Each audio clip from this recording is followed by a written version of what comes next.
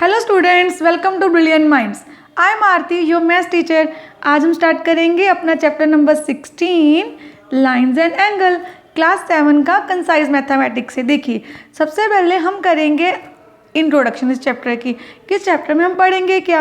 और उससे पहले अगर आपने अभी तक चैनल को सब्सक्राइब नहीं किया है तो चैनल को सब्सक्राइब कर लीजिए एंड बेल आइकन को प्रेस कर दीजिए। चलिए स्टार्ट करते हैं। सबसे फर्स्ट हम समझेंगे इसमें पॉइंट क्या होता है। तो आप सबको पता है, कोई भी डॉट जो हम लगाते हैं वो हमारा पॉइंट है। इसकी कोई भी लेंथ, ब्रेथ और कोई भी थिकनेस नहीं होती। फिर आ गई आपकी लाइन। लाइन जिसके दोनों साइड हम एरो बनाते हैं, जिसको दोनों साइड से हम एक्सटेंड कर सकते हैं, जिसकी एक डेफिनेट लेंथ नहीं है। सपोज हम नहीं बोल सकते कि 10 सेंटीमीटर है, कि जितना मर्जी आप एक्सटेंड कर सकते हो फ्रॉम बोथ द साइड रे। एक साइड उसका एंड पॉइंट होता है, दूसरी साइड से एरो बनाते हैं कि एक साइड से एक्सटेंड कर सकते हैं और इस साइड से एक्सटेंड नहीं कर सकते। अब हमारे पास रे की और एग्जांपल्स भी हैं। देखिए, जैसे हमने डॉट बनाई है, हमारा पॉइंट है, पॉइंट से ये अगर पॉइंट हमारा ओ है तो ओ ए भी रे है, ओ बी, ओ सी, ओ डी, ये सारी रेज हैं क्योंकि यहाँ पे एक एंड पॉइंट है और दूसरी साइड पे एरो, मीन्स इस साइड इसको हम और भी एक्सटेंड कर सकते हैं। अब आ गई हमारी line segment. Line segment means जिसके दोनों एंड पॉइंट होते, डेफिनेट लेंथ होगी 2 सेंटीमीटर, 3, 4, 5, 10, एग्जैक्ट जितने भी हमें बताई होगी एक डेफिनेट लेंथ होगी। दोनों साइड से उसके एंड पॉइंट होंगे, हम इसको और एक्सटेंड नहीं कर सकते। अब हम समझेंगे कोलिनियर पॉइंट्स क्या होते हैं। कोलिनियर पॉइंट्स वो पॉइंट्स होते हैं जो एक ही लाइन में लाई करें। जैसे ए बी सी डी, देखो एक स्ट्रेट लाइन में लाई कर रहे हैं, यहाँ पे एक पॉइंट डी भी हो सकता है, सो ऑन। कोई भी लाइन उस पर एक ही लाइन में आने वाले पॉइंट्स को हम कोलिनियर पॉइंट्स बोलते हैं। अब हम कुछ इंपॉर्टेंट पॉइंट्स और कर रहे हैं जो आपको फर्दर क्लास, देखो क्लास 7 में तो ये सारे कंसेप्ट हमें करने ही करने हैं, बट आपकी हायर क्लासेस में भी 8, 9 के लिए और क्लासेस के लिए भी आपको बहुत हेल्पफुल होंगे। तो आपको अभी से समझ के रखना है। और कभी कभी क्या होता है, कुछ स्टूडेंट्स के छोटी क्लासेस में 7th 8th में उन्होंने कर लिया हुआ है बट कंसेप्ट नहीं क्लियर, तो ये वीडियो बाकी स्टूडेंट्स भी देख सकते हैं जिनको अभी भी अपने कंसेप्ट को क्लियर करना है। देखिए, अब आ गया इंटरसेक्टिंग लाइन्स। इंटरसेक्टिंग लाइन्स को कौन सी लाइन्स होती हैं। सपोज हमारे पास 2 लाइन है, तो एक दूसरे को कट कर रही हैं, उसको हम बोलते हैं इंटरसेक्टिंग लाइन। अब देखिए, कॉन्क्रेंट लाइंस में यहाँ पे तो लाइंस कट कर रही हैं, तो दोनों के नेम क्यों चेंज है। जब कोई 2 लाइंस एक दूसरे को कट करती हैं तो उनको हम इंटरसेक्टिंग लाइंस बोलते हैं।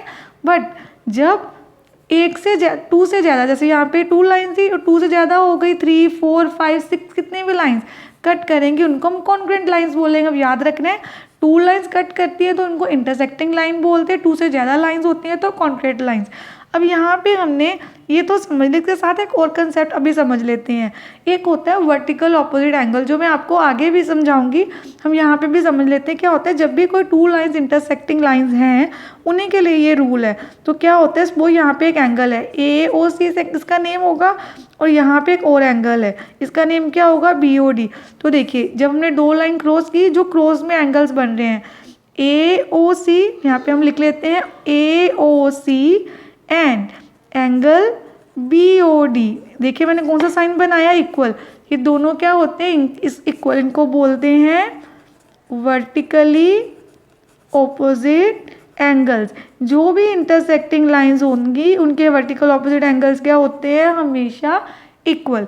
तो angle A O C is equal to angle B O D. ऐसे ही ये देखो, यहाँ मैंने सिंबल चेंज कर दिया थोड़ा सा, क्यों, क्योंकि हमें पता चल जाए।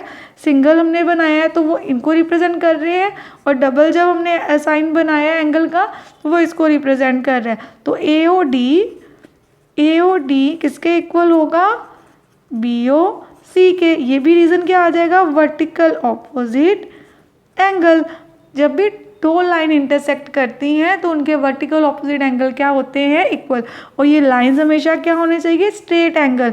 तो 180 का एंगल बनाए। देखिए, यहाँ से लेके यहाँ तक पूरा 180 है, और यहाँ से भी लेके पूरा 180 है। अगर आप ऐसे देखना चाहते हो तब भी 180 है, और ऐसे भी 180 है। तो बहुत डिटेल में आपने इसको समझना है। इंटरसेक्टिंग लाइन जब 2 लाइन एक दूसरे को कट करती हैं और उनके जो वर्टिकल ऑपोजिट एंगल होते हैं, वर्टिकल ऑपोजिट, जैसे ये ऐसे सामने और ऐसे, ये क्या होते हैं, इक्वल। चलिए अब हम करते हैं पैरेलल लाइंस। अब पैरेलल लाइंस कौन सी लाइंस होती हैं, पैरेलल लाइंस वो लाइंस होती हैं जो एक ही सेम प्लेन पे बनी होती हैं, एक दूसरे के पैरेलल होती है और कभी मीट नहीं करती। देखिए, जैसे इनकी जो डिस्टेंस है ना, ये हमेशा ही सेम रहेगा। जैसे आपकी नोटबुक की लाइंस, जैसे नोटबुक में लाइंस होती हैं, सपोज हमारे पास जो टेबल है हमारा है ना, रेक्टेंगुलर टेबल है, तो टेबल के जो इस साइड और इस साइड सामने वाली लेंथ होंगी दोनों, जहाँ दोनों ब्रेथ होंगी, वो भी पैरेलल है। जो हमारा डोर होता है, डोर की जो दो साइड्स हैं वो भी पैरेलल है। जो भी लाइन सीधी सीधी पैरेलल और कभी मीट नहीं करेंगी वो होती हैं हमारी पैरेलल लाइंस। कैसे भी ड्रॉ कर सकते, देखो मैंने स्लांटिंग ड्रॉ कर दिया, वर्टिकल ड्रॉ कर दिया, हॉरिजॉन्टली ड्रॉ कर दिया। जैसे मैंने नेम रख दिया लाइन L, लाइन M। तो इसको हम लिखते हैं कैसे, जब लिखना होता है तो L is parallel to M, ये सिंबल होता है पैरेलल लाइंस को रिप्रेजेंट करने का। A is parallel to B, Q is parallel to P, P is parallel to Q। तो ये होगी हमारी सारी पैरेलल लाइंस। पैरेलल लाइंस के बारे में हम और भी बहुत सारी चीज़ें पढ़ेंगे डिटेल में। सबसे पहले हम एंगल्स को समझ लेते हैं। अब एंगल देखिए, एंगल आप सबको पता है क्या होता है, जब टू रेज मीट करती है। देखिए OB भी एक रे है एंड OA भी एक रे है, दो रे कॉमन वर्टेक्स पे, इसको क्या बोलते हैं, वर्टेक्स। ये पॉइंट क्या है आपका, वर्टेक्स। जब टू रेज एक कॉमन वर्टेक्स पे मिलती हैं तो क्या फॉर्म कर देती हैं, एंगल। तो देखिए ये एंगल भी डिफरेंट डिफरेंट टाइप्स के होते हैं। सबसे पहले मैंने ये क्या बनाया हुआ है, एक राइट एंगल है, ये कौन सा है, एक्यूट एंगल, ये कैसा है, ऑब्ट्यूज एंगल, और भी एंगल्स हो सकते हैं। तो ये जैसे टाइप्स मैंने एग्जांपल दी है कि ये हमारे एंगल है, दो रे आपस में मिलती हैं तो क्या फॉर्म कर देती हैं, एंगल। आई होप आपको यहाँ तक अच्छे से समझ आ गया होगा। अगर आपको वीडियो अच्छी लग रही है तो प्लीज़ एक लाइक ज़रूर कर दिया कीजिए और अपने फ्रेंड के साथ भी ज़्यादा से ज़्यादा शेयर किया कीजिए। चलिए अब हम स्टार्ट करते हैं टाइप्स ऑफ एंगल्स। अब कितने तरह के एंगल्स होते हैं, सबसे पहले आ गया आपका एक्यूट एंगल। एक्यूट एंगल जिसकी मेजरमेंट आपकी 90 डिग्री से छोटी होगी। देखिए एग्जांपल्स भी हमने बना ली है, 40, 70, 30, 20 कुछ भी हो सकता है, 90 से छोटा लेना है बस, ठीक है। 89 तक भी 90 से छोटा ही है वो। अब आ गया राइट एंगल जो एग्जैक्ट 90 डिग्री का होता है। ऑब्ट्यूज एंगल जो 90 और 180 के बीच में होता है, मतलब 90 से बड़ा होगा और 180 से छोटा, 110, 135, 120 एंड सो ऑन। बनाते कैसे, देखिए यहाँ पे, और ये इस साइड को बनेगा, 90 यहाँ हो जाता है ना, यहाँ पे 90 से इस साइड चला जाएगा तो बड़ा हो गया। फिर आ गया आपका स्ट्रेट एंगल जो एग्जैक्ट 180 डिग्री का होता है, ऐसे पूरा, ये हो गया आपका स्ट्रेट एंगल। रिफ्लेक्स जो 180 और 360 के बीच में आता है, मतलब 180 से भी बड़ा हो गया, ऐसे बना दिया। एक कंप्लीट एंगल भी होता है। कंप्लीट एंगल मीन्स सपोज ये देखो, ये हमारा एंगल है, ये यहाँ से स्टार्ट होकर यहाँ पे पूरा आ गया, तो ये पूरा हो जाएगा 360 डिग्री का, इसको हम बोल देते होते हैं कंप्लीट एंगल। चलिए अब बहुत इंपॉर्टेंट चीज़ समझने लगे हैं और इसका बहुत यूज़ होना है आपको क्लास 7 में भी, आपकी हायर क्लासेस में भी। वे कंसेप्ट को ध्यान से समझना है। एडजस्टेंट एंगल्स अब क्या होते हैं, एडजस्टेंट एंगल्स का मतलब होता है जो कॉमन वर्टेक्स शेयर करें और कॉमन आर्म शेयर करें। ये आर्म्स होती हैं ना एंगल्स की, जैसे OC, OB एंड OA, ये सारे एक एंगल की आर्म्स हैं।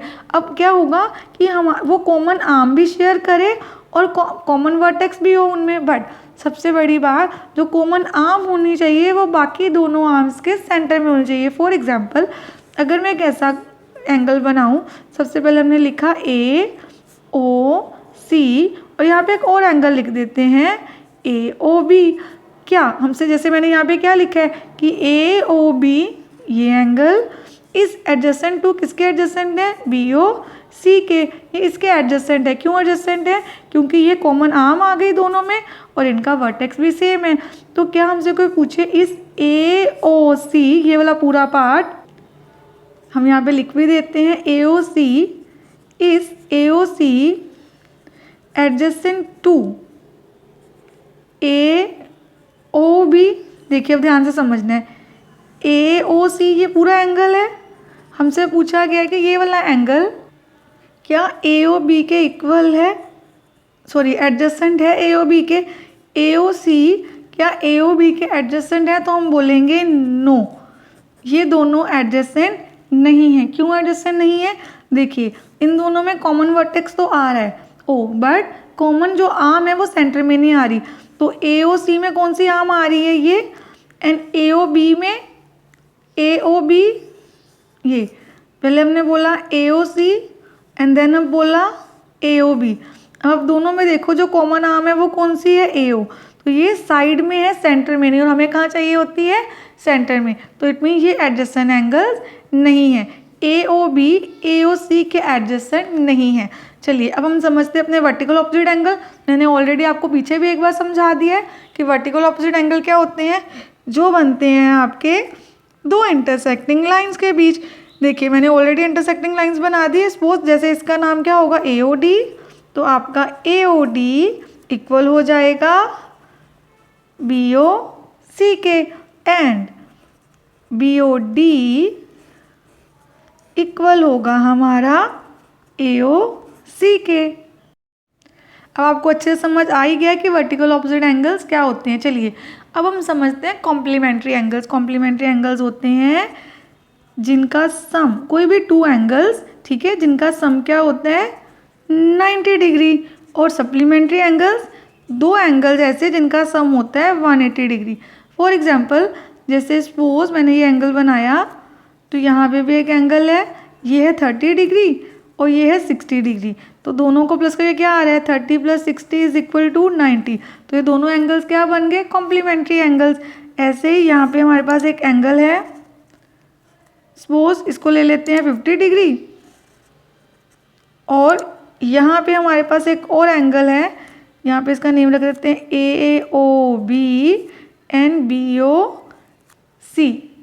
तो जैसे ये हमारा 50 है तो ये हो गया 130। अब देखिए इन दोनों को ऐड करके हमारे पास 180 आ रहा है, तो ये दोनों एंगल्स क्या हो गए, सप्लीमेंट्री। अब देखिए सबसे पहले लाइन एंड एंगल्स में हमने अब काफ़ी चीज़ें समझ ली हैं, पॉइंट, लाइन, रे, line segment, collinear point, intersecting line, congruent lines, parallel lines, है ना, वर्टिकल ऑपोजिट एंगल्स और एंगल्स वगैरह क्या होते हैं। अब हम थोड़ा और कंसेप्ट को डीपली समझेंगे। हमने एडजेसेंट एंगल्स भी समझ लिए, अब हम देखेंगे पैरेलल लाइंस के बारे में। पैरेलल लाइंस हम सबने समझ लिए क्या होती हैं, जब कोई टू लाइंस एक दूसरे के पैरेलल हों और उनमें जो ये डिस्टेंस है वो क्या होता है, सेम, इसको बोलते हैं हम पैरेलल लाइंस। अब हम समझेंगे, सबसे पहले देखिए मैंने यहाँ पे क्या किया है, दो पैरेलल लाइंस तो बनाई हैं, उनमें एक और लाइन बना दी है। जब कोई लाइन दो पैरेलल लाइंस को कट करके जाती है, जो नॉन पैरेलल लाइंस को भी कट करके जा सकती है। देखिए जैसे मैं एक ऐसे लाइन बना दूँ, एक ऐसे बना दी, ये पैरेलल लाइंस नहीं है, इनमें देखो डिस्टेंस सेम नहीं है, तब भी वो लाइन को कट करके जा सकती है। जो लाइन कट करके जाती है किसी भी टू लाइंस को, उसको बोलते हैं ट्रांसवर्सल। क्या बोलते हैं, ट्रांसवर्सल। तो ये हो गई हमारी लाइन L M के पैरेलल है, and P is a transversal. P उसका क्या है, ट्रांसवर्सल। अब हमने सारी प्रॉपर्टीज समझनी है किसकी, दो पैरेलल लाइंस की, कि अगर दो पैरेलल लाइंस हैं उनको कोई थर्ड लाइन कट करके जा रही जिसको हम ट्रांसवर्सल बोलते हैं, तो क्या कौन कौन से एंगल्स फॉर्म होते हैं और वो एंगल इक्वल होते हैं कि नहीं, इसको हम अब डिटेल में समझने जा रहे हैं। सबसे पहला हमारा होता है कॉरस्पॉन्डिंग एंगल्स। अब देखिए मैंने यहाँ पे टू डिफरेंट वे से बना दिया, ऐसे करके भी ट्रांसवर्सल को, ऐसे करके वो स्ट्रेट भी आ सकते हैं, ऐसे नहीं कि स्ट्रेट नहीं आना, जैसे मर्जी आपके ट्रांसवर्सल फॉर्म हो सकते हैं। अब सबसे पहले हम समझेंगे कि कॉरस्पॉन्डिंग एंगल्स क्या होते हैं, और आपने ये कंसेप्ट बहुत ही ध्यान से समझना है। चलिए सपोज मैंने यहाँ पे एक एंगल बनाया, इसका नेम रख देते हैं एंगल 1, ठीक है। यहाँ पे हमने एक और एंगल बना दिया, इसका नेम रख दिया एंगल 2। तो होगा क्या, यहाँ पे एक पैरेलल लाइन थी, यहाँ पे एक पैरेलल लाइन थी, एक ट्रांसवर्स को कट कर रहा था। दोनों एंगल ध्यान से समझना, दोनों एंगल कहाँ बन रहे हैं, एक ही साइड, ये एक ही साइड बन रहे हैं, ट्रांसवर्सल के एक ही साइड, और दोनों ही लाइन के, देखिए जैसे ये हमारी लाइन है, इस लाइन के ऊपर बना है और ये इस लाइन के ऊपर बना है, ऐसे आप समझ सकते हैं। तो ये दोनों एंगल्स क्या होते हैं, कोरस्पॉन्डिंग एंगल्स। और कोरस्पॉन्डिंग एंगल हमेशा क्या होते हैं, इक्वल, ये याद रखने। कोरस्पॉन्डिंग एंगल्स क्या होते हैं, इक्वल इन मेजरमेंट, जो उनकी मेजरमेंट होती है उसमें क्या होते हैं वो इक्वल। सपोज अगर ये ऐसे सपोज कर लेते हैं, अगर ये 60 डिग्री है तो ये भी क्या होगा 60 डिग्री, ठीक है। तो ये होते हैं इक्वल एंगल।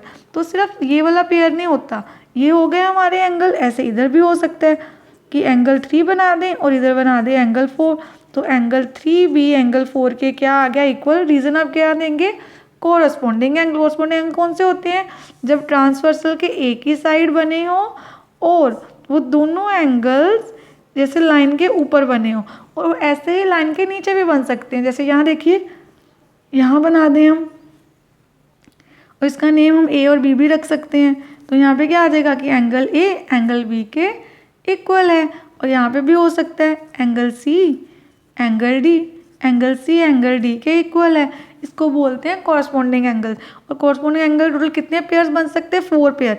देखिए 1 पेयर हमने ऐसे बनाया, ट्रांसफ़र करके एक साइड बनना है, ये बन गए दोनों ऊपर, ये भी दोनों ऊपर। देखो ट्रांसवर्सल के एक ही साइड बने, ये दोनों नीचे, ये भी दोनों नीचे। ट्रांसवर्सल है, ये भी ट्रांसवर्सल के नीचे, ये भी नीचे। तो ऐसे 4 पेयर्स बन सकते हैं कॉरस्पॉन्डिंग एंगल्स के।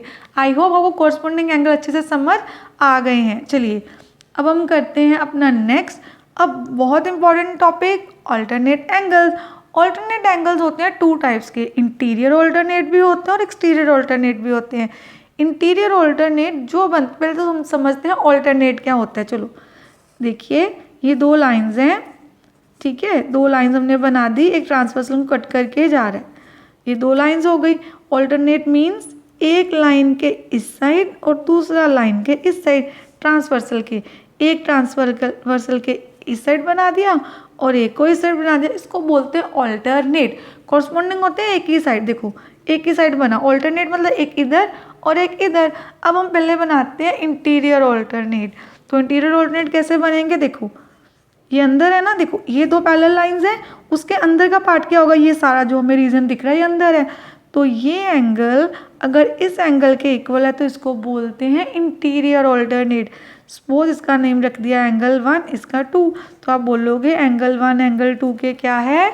इक्वल। अब यहाँ देखिए ध्यान से, तो ये भी तो दोनों इक्वल हो सकते हैं, इसका नाम रख देते हैं एंगल 3 और angle 4। Angle 3 is equal to angle 4। ये कौन से आ गए? एंगल 1 2 के इक्वल, देखो अल्टरनेट, लाइन के इधर लाइन के इधर। एंगल 3 4 के, लाइन के इधर लाइन के, और सारा अंदर है, इसलिए इंटीरियर बोला। अब एक्सटीरियर कैसे होगा? यहाँ पे देखो ये लाइन है, लाइन के इस साइड, इसी लाइन को जाते जाते लाइन की साइड बाहर बनाना है, लाइन के उधर से बाहर इधर से बाहर। तो सपोज इसका नेम 5 रख देते हैं, इसका 6, तो एंगल 5 एंगल 6 के इक्वल है। और यहाँ पे एंगल 7 एंगल 8 के इक्वल है। Very simple. तो ये हो गए एक्सटीरियर अल्टरनेट, एक लाइन के इस साइड और एक लाइन के इस साइड, बट एक्सटीरियर बाहर की तरफ। अब हमने ध्यान से कॉरस्पॉन्डिंग एंगल्स को भी समझ लिया और अल्टरनेट एंगल्स को भी समझ लिया है। अब हम देखेंगे को इंटीरियर और एलाइड और को ज्वाइंट एंगल्स क्या होते हैं। अब सबसे वही लाइन, हमारी 2 पैरेलल लाइंस आ गई।